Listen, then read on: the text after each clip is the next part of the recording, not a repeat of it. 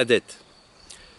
Merci beaucoup madame d'avoir posé cette question. Je suis content qu'on en parle parce que, si vous voulez, je pense que je vais choquer beaucoup de monde. De l'argent, il y en a beaucoup. On en a. Il y en a plein. Et pourtant, on n'en a jamais assez. Mais d'un autre côté, c'est compréhensible qu'il n'y en ait jamais assez. Et je ne veux pas enlever des sous aux uns ou aux autres. Je pense même que si on était un peu raisonnable, on pourrait le faire mieux. À mon avis, l'argent, il ne va pas où il faut. Je vous donne juste un exemple. La communauté de la vallée de Tutte-Drône, dont vous êtes peut-être, et c'est ma communauté de communes, et les gens y travaillent avec passion.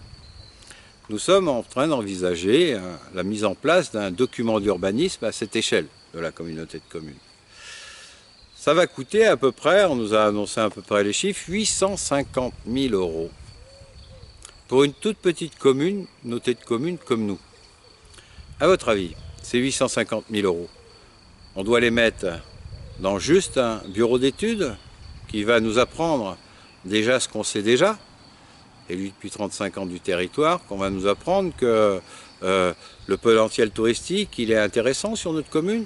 On va nous apprendre que là, il y a du calcaire et que là, il y a de l'argile, qu'on va nous apprendre qu'il faut plutôt vivre dans les bassins de vie et qu'il faut laisser les campagnes aux agriculteurs. Pensez-vous véritablement qu'on a besoin d'apprendre tout ça? On le sait déjà il y a bien longtemps. Donc je pense que tous ces documents qu'on nous demande de construire et qui coûtent une fortune, eh bien, si on faisait beaucoup plus simple, à mon avis, ça serait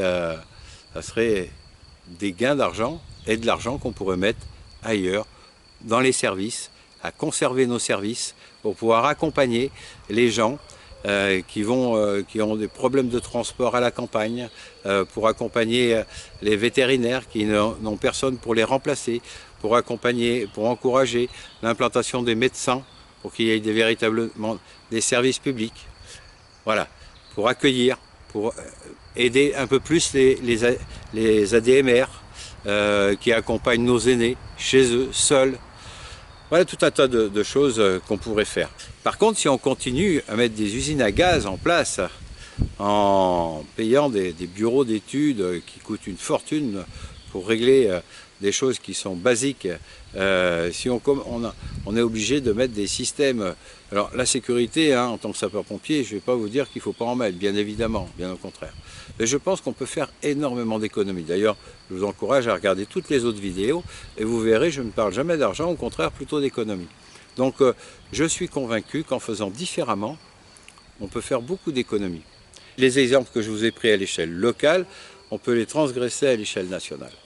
Parce que ce qui pourrait être fait à l'échelle locale, si vous le démultipliez sur la totalité des communautés de communes, quand je vous parlais du PLUI, si vous dépliez ça sur la totalité de la France, imaginez-vous le nombre de milliards que ça fait d'économies. Rien que pour ça. Rien que pour ça. Rien que pour ça. Donc là, on en trouverait des sous. Et moi, je ne vais pas les prendre de l'argent dans la TVA, dans l'argent de la poche du contribuable. Non, parce que je crois que le rôle des élus, c'est justement de mettre en œuvre tout ce qui va coûter le moins cher aux habitants. Et je vais vous dire vraiment ce que j'en pense et ce que je dis souvent à mes habitants où il n'y a pas beaucoup d'impôts à Magnac. Un bon impôt, c'est un impôt qui n'est pas pris par le service public. Un bon impôt, c'est un impôt qu'on vous laisse à vous, parce que c'est votre argent. Voilà, c'est le meilleur des impôts. De la gestion d'un bon père de famille.